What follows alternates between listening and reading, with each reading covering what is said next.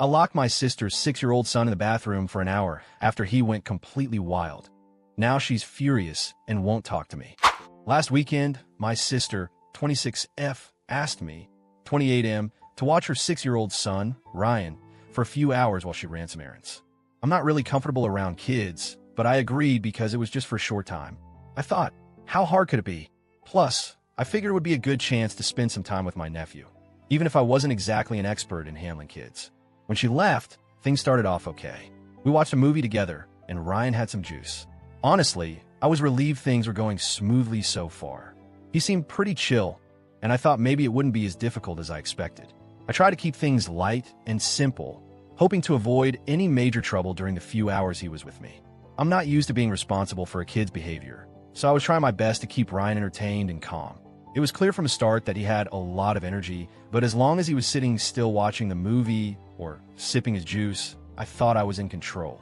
Little did I know how quickly things were about to spiral out of control. For about the first 30 or 40 minutes, Ryan was surprisingly well behaved. We watched a movie and he seemed content. I gave him some snacks and juice, and everything seemed pretty normal. It felt like we might actually survive this babysitting stint without too much trouble. I tried to engage with him, asked what he wanted to do after the movie, and even suggested some activities. I wasn't sure what kids usually like, but I figured throwing in some options might help keep him busy and out of trouble. He was quiet for a while, and I started to think, okay, maybe I can actually do this. But then, just as I started to relax, Ryan's behavior began to shift. It was like someone flipped a switch. Instead of sitting calmly, he suddenly became more hyperactive and restless. He got up and started running around the living room, knocking things over as he went. I told him to stop, but he ignored me completely.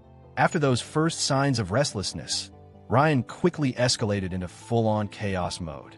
He started running all over the place, throwing couch pillows around, and even dumped a bowl of popcorn on the floor. I tried to stay calm and told him multiple times to stop, but he just wouldn't listen. I even tried offering different things for him to do, hoping to redirect his energy, but nothing worked. Things got worse when he snuck into my bedroom without permission. I didn't think much of it until I noticed him rifling through drawers. Then I caught him with a Sharpie marker, and to my horror, he started drawing on the walls. I tried to take the marker away, and he actually tried to kick me when I approached him.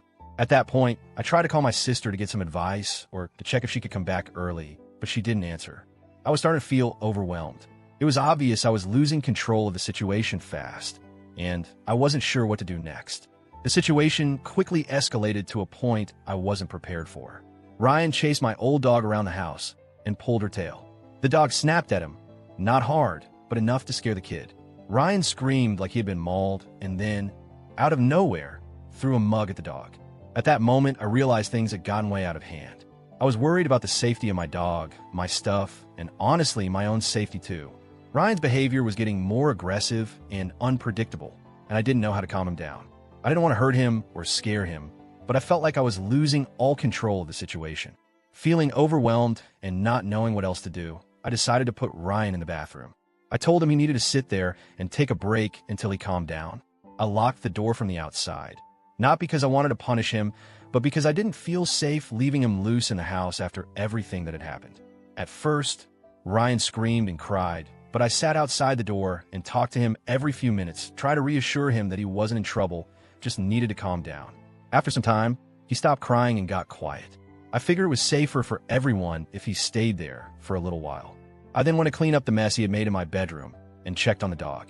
I thought an hour was a reasonable amount of time to let him cool off, but looking back, I realized that might have been too long. When my sister finally came back to pick Ryan up, he ran out crying and told her I had locked him in the bathroom. She completely lost it. She said I was abusive and that I traumatized her son. Since then, she's been furious with me and hasn't spoken to me. She's telling other family members that I locked up her child, like I shoved him in a closet or something. Some relatives have taken my side, understanding that I was just trying to keep things under control, but others say I went too far. I honestly didn't yell at Ryan or hurt him physically. I just didn't know what else to do when things escalated so quickly. Now, I'm stuck wondering, did I really cross the line here? Was locking my nephew in the bathroom for an hour too harsh? Or was I justified in doing what I thought was necessary? I'm genuinely conflicted.